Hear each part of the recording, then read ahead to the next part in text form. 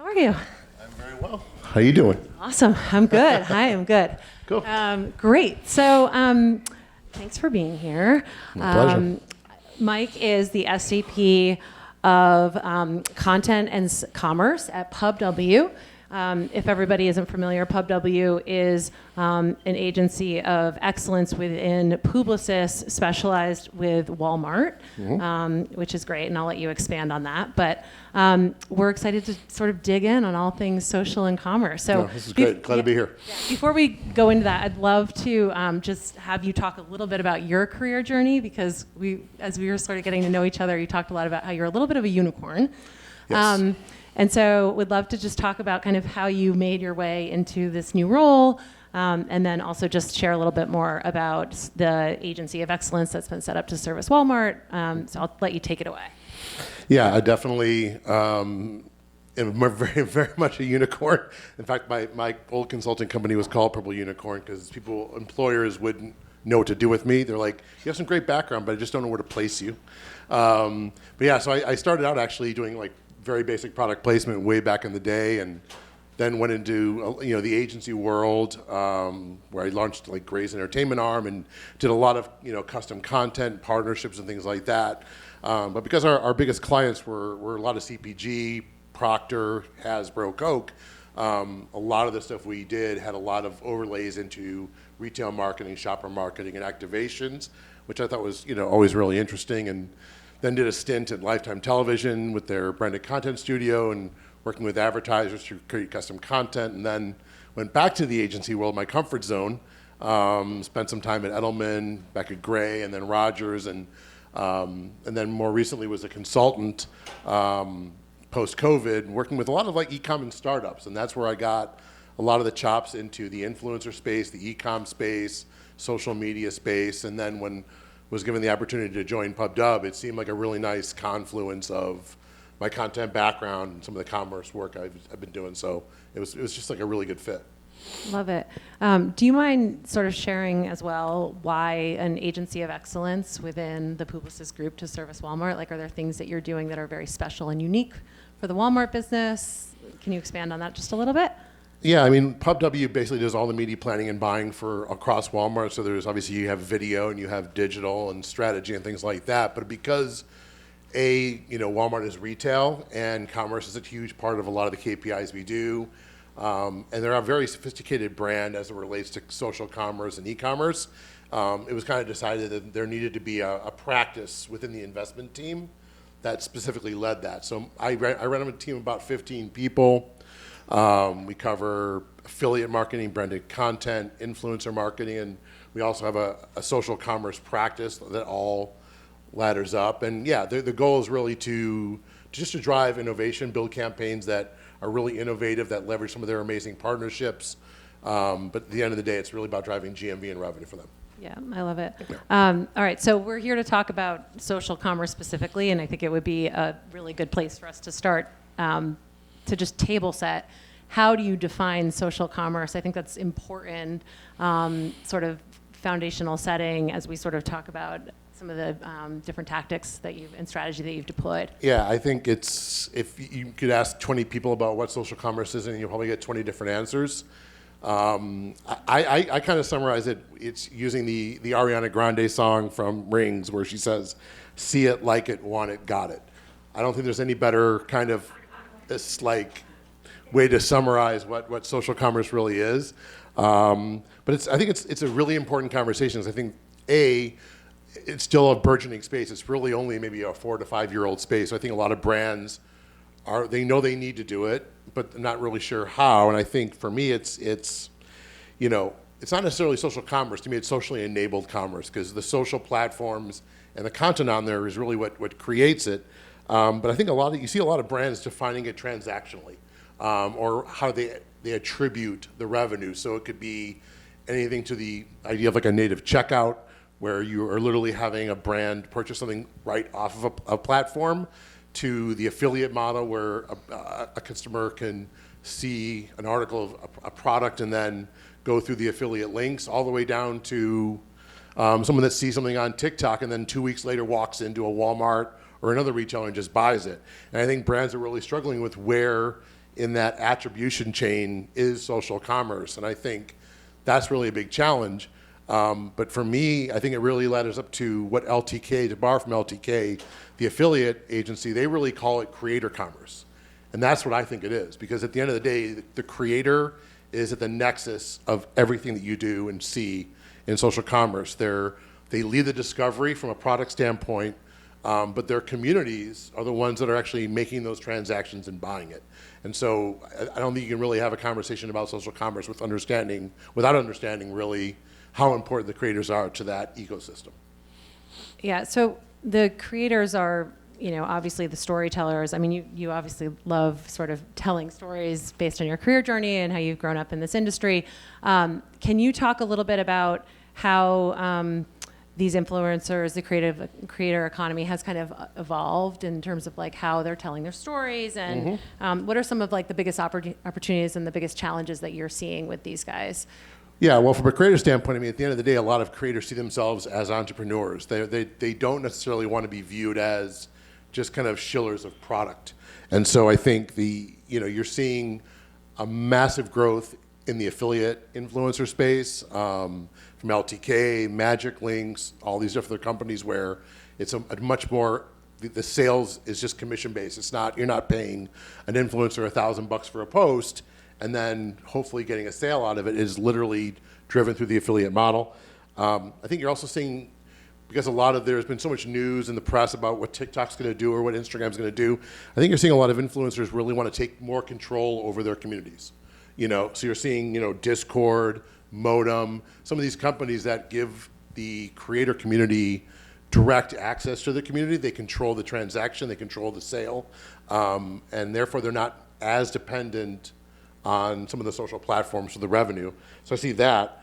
But I also see, again, I think they're really all about communities. We talk about it with the client a lot. It's that, how do you support? They really want to feel like they're supported. They really want to feel like they are given the tools to succeed, and not just be shillers of product, but they want to be entrepreneurs. They want to develop their own products. They want to develop their own content. And so I think a lot of that has changed. And I think, whereas a lot in the earlier stages of influencer, it was the Kim Kardashians, it was these mega influencers, and now the nanos and the micro influencers have not just more efficacy with brands, but it's just exploded into, when you do an influencer strategy, I think most brands are really leaning much more into that than the bigger names. So that's kind of interesting as well. Yeah, you had talked too just about some of the changes that a dependency like on a TikTok has, with them changing some of their legal sort of situation with app downloads and everything else that they're wanting to kind of bring in control of that experience, because some decisions can be made so quickly that it can impact their livelihood very dramatically over a very short period of time. Yeah, they're really dependent. I mean, you look at the billions of people on TikTok and Instagram, and Pinterest as well, that are driving a lot of the social commerce, but at a moment's notice, that can change. So 2 weeks ago, TikTok announced that they were not allowing brands to directly link to apps off of the platform, which didn't directly impact Walmart outside of maybe Walmart Plus, but it just shows you that at a moment's notice, they can tweak it. And then what are the influencers going to do? They depend on that for their livelihood. So I think that's, e.g. the Discords and the modems, that's a reaction to the nervousness of the creator community to being vulnerable to the whims of regulations, as well as like what the policies of the apps and the platforms. Yeah. So thinking about data and data ownership and the customer journey, talk a little bit about just the complexities of like trust gaps that exist in today's social commerce economy, discovery versus transaction, and some of the things that you kind of have to be wary of. Well, I mean, at the end of the day, I think everyone knows like data is the end. It's the end all be all for brands. Everyone wants to own the data. They want that first party data. And that's where the war is kind of being waged. And it's being waged on two levels. One, who's going to own discovery? Because that's where a lot of the influx of orders come from, but then also who owns the transaction. So from our agency's point of view, at least, and my point of view, the war for discovery has been won. I mean, TikTok, Instagram, mainly TikTok, have just set themselves apart and they are the new search terms. They've taken over from places like Google, where consumers are going to TikTok to look up products and get recommendations. And then when you look at the transaction piece of it, that war has kind of also been decided. Brands like Walmart, Target, Amazon, they really own that. And I think some of the more older consumers, millennials and the Gen Xers, may not really trust putting their financial information into the hands of these social platforms. But even the Gen Z audience and Gen Alpha, which is much more comfortable, you have to really look at it like, can TikTok replicate what Walmart and Target have built, right? The infrastructure, the customer service, the supply chains, the delivery services. If you order something on TikTok and the product doesn't arrive, who do you call? And I think a lot of consumers don't want to deal with that nightmare. So to me, the battle has already been won on the transaction side with the big retailers. So it's kind of interesting to kind of see, where it's all going to play out. But I think by having these battles won almost already, that issue is kind of getting resolved kind of on its own, just by sheer inertia.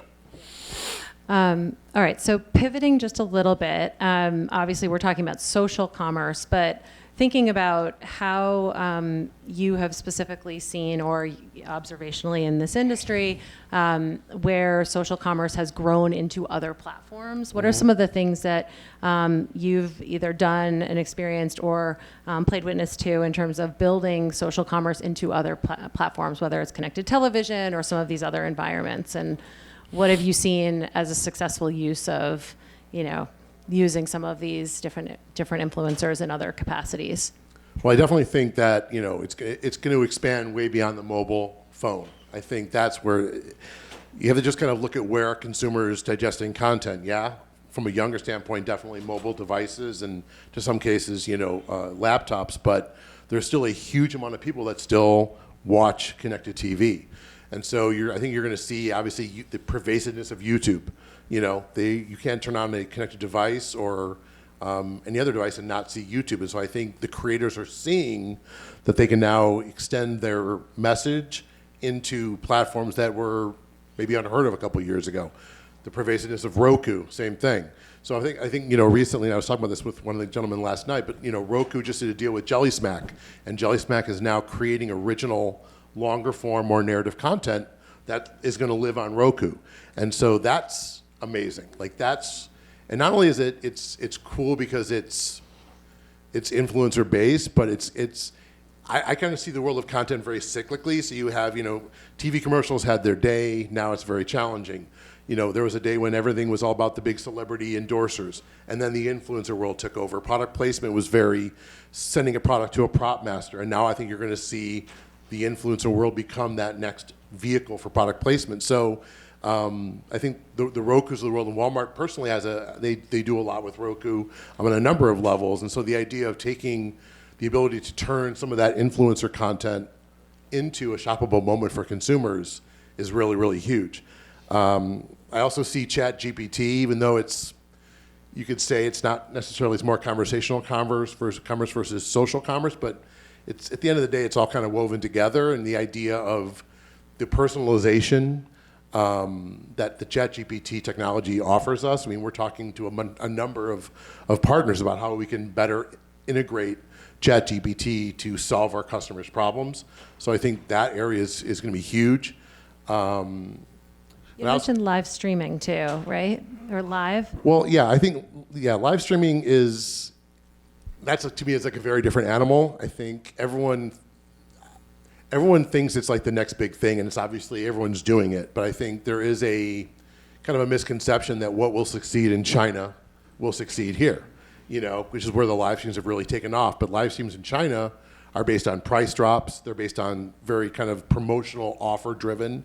And the Chinese people don't have Netflix. They don't have ABC or TNT or ESPN. So these live streams become their de facto content, right? On top of that, if you see like TikTok backing away from live streams, Instagram backing away from live streams, and I think it's because you're taking away people from the native aspect of what they go to TikTok for. They want to see these little 2 to 3 minute fun videos. So to migrate a 2 to 3 minute person into a 30-minute live stream is a bit of a stretch. So I think a lot of brands are saying, okay, well, how do I still do this? I think they're going to get more narrative. I think people are going to go away from this Carol Merrill, QVC model of just, shilling product and make it more narrative. But I also think brands are going to start migrating the influencer content and their communities too, which is what Amazon does and Walmart is doing. It's how do we take the power of the influencer and bring them to our channel where they don't have the hang-ups of the social platform, the way people engage in content.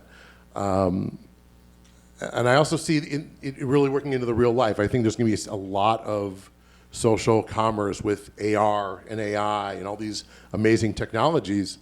I just think it's going to go there. I think you're going to see people that used to have like that mobile push promotion when you go by a store and you'll get 10% off.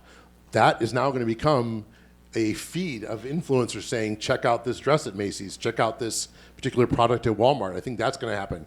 You're seeing stores like Express put kiosks in their stores that have feeds on trends. So the idea of like trends turning into commerce, I think is going to get into the real world really, really quickly. So there's CTV, live streams getting more narrative, and then obviously the IRL aspect of where it's all going to go. So from an influencer standpoint, it's great because they're going to see their ability to tell their story and give their audiences a lot of other platforms to engage with them. So it's really cool, really impressive. Yeah, I find it fascinating. No, I do too. I think I mean, especially looking at my 10-year-old daughter and, the way she, she's not on social media per se, but, she'll or jump. She doesn't tell you. Yeah, well, exactly. Here I am bad momming all over the place. But, I mean, she definitely is one that is influenced very, specifically by, the different content that she experiences that all is, wed to brands. And it's very much a big part of who she's growing up to be. So I see it taking off quickly. Just from a personal perspective. But yeah, that creates an interesting thing because a lot of, for example, like Walmart really goes after a family audience. But if Walmart wants to, and some of the retailers, if you really want to grow, you have to really figure out what that Gen Z audience wants. And they engage in content very differently. And so when it gets back to like, the idea of like developing a social media strategy, it really is like, who is your consumer? If your consumer is Gen Z, that's a very different path. If your consumer is like millennial moms, it's also a very different path. So you have to really look at who you're going after and what are those signals and behaviors that's going to drive that. Before we open it up, because I'm not even looking at the time here, I'm supposed to be moderating myself. What was I going to ask you?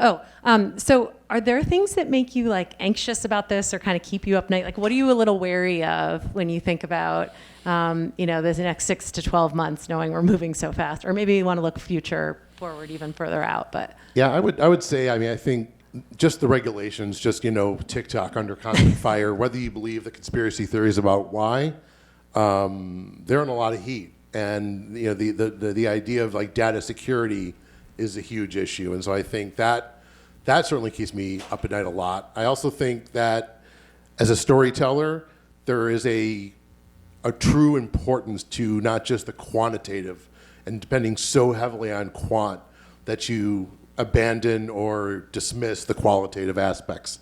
And there is that, we used to always tell this to clients at P&G, like on some level you have to go with your gut. You can look at the numbers, but when you make a decision, you have to have your gut is going to tell you what it's going to be and what's going to work. And so I think that is, if we continue to go to this path where quantitative analytics is driving so much and you lose that qualitative aspect, I think that's as a creative person, that's definitely what keeps me up. Yeah, it's for everybody who's been here all day, I think every single panel has said that it is art and science, but we've got to be really careful. The data is hugely important and it's super valuable, but we can't lean too hard into it because then you lose sort of this ingenuity of like creativity. And so, I think that makes a ton of sense. How about from the room? Does anybody, I'm sure somebody has questions for Mike. Please don't be shy. I don't bite. Come on. Come on. Anyone? It's 4:00. Let's go. I'll give you a softball. My brain thanks you. No problem. You asked for it. So talk to me about influencer marketing connected to like retail media. Obviously, as retail media has grown, there's an interesting line to play on both sides there. What have you seen? Well, I personally think that that's where it's all going, because I think if you look at, retail marketing has historically been almost like an SEM model or SEO model where brands are just paying to get further up the food chain.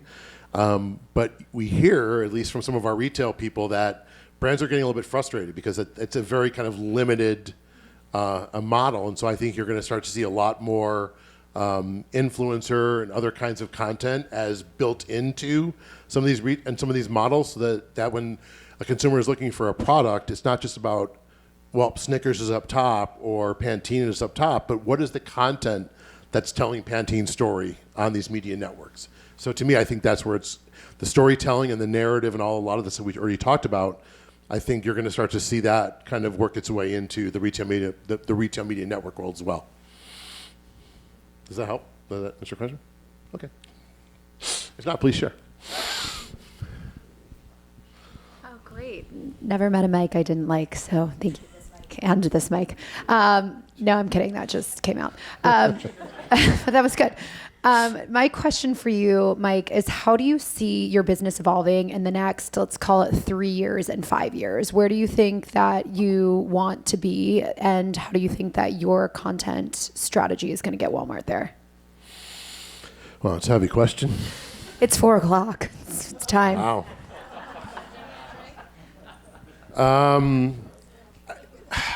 I think it's a really, well, on one hand, I personally, as a storyteller, want to see a lot more narrative content. I want to see the client. We've talked about this a lot, about are we satisfied with the content we're getting? Are we satisfied with the way that our partners are developing content for us, and the voice and the value and the technology and the innovation? I think one of the things that I've always been kind of an instigator in my career and pushing clients to do things they may not be comfortable doing, but when they look back on it, they are like, oh, that was the way to go. So I think as we start to push, I don't know about 3 year, 5 year, that to me is, I can't even imagine 6 months, to be honest with you, with the way this world is going. And how technology is so, I didn't even know what ChatGPT was 6 months ago. And now we're talking with partners about that. So, but yeah, I would say just pushing the client to develop content. I think the benefit of social commerce is because you have a condensed funnel. It's not just about the lower funnel stuff. There is the opportunity to both build your brand, tell your story, give consumers a reason to believe in what you do as a brand, and sell more merchandise. And so for me, I think that's where I want to help take Walmart, is because Walmart is they have great selection, they have terrific prices, their customers love them. But I think if they want to future-proof their brands against the Sheins and the Temus and any other things, that you have to start to build a personality and an RTB. And so I think from my standpoint, I want to help not just drive more revenue for Walmart, but I want to help them build a brand that can give them that flywheel of growth. The more people like the brand, they follow the brand, they shop the brand, they buy the brand. That's a great answer. Thank you. I'll do what I can. That was awesome. All that improv speaking that my mom made me take in 8th grade. There you pays go. off, right? There you go. Does anybody else have any other questions for Mike? All right. I think, 2 is a lucky number. yeah. All right. Cool. Great. Thank you, Well, everybody. thank you. Really appreciate it.